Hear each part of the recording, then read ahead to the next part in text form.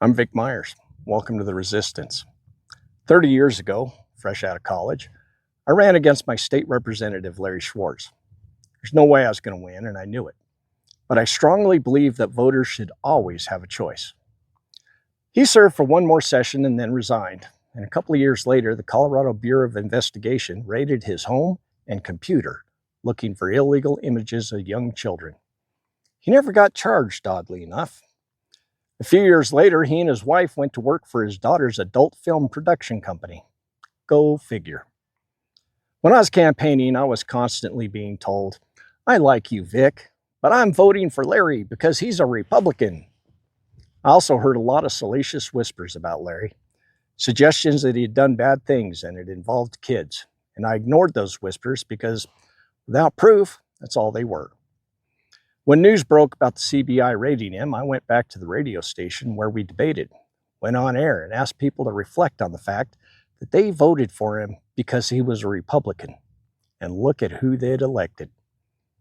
Well, recent events around here have me thinking about this. Let me be clear. I am not alleging that Ty Winter has committed any crimes. Earlier this year, Marcus Festi, a sheriff's deputy linked to Ty Winter, was convicted for very heinous crimes against children. Then on August 13th, another former sheriff's deputy and personal friend of Ty Winter, Gage Montoya, was arrested and charged with heinous computer crimes against children. And again, I'm not making any allegation that Ty has committed any crime. I wasn't even going to make this video. And then Rorden, my young campaign manager, told me that I had to. He reminded me that I'm always asking for the viewpoint of younger generations.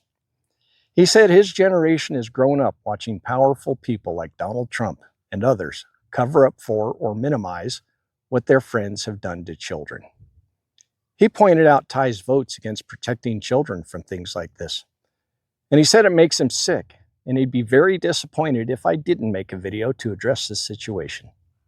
Is Ty Winter accused of anything? No, he's not. Here's his statement about his friend.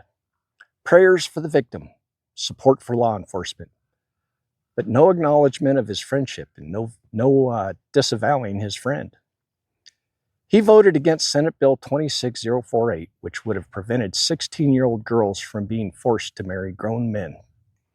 He voted against Senate Bill 25288, which made it a criminal offense to use AI to make the kind of pictures that Larry Schwartz got in trouble for. I reckon when I think about all this, I find myself getting a strong sense of deja vu. Thanks for listening. Good day.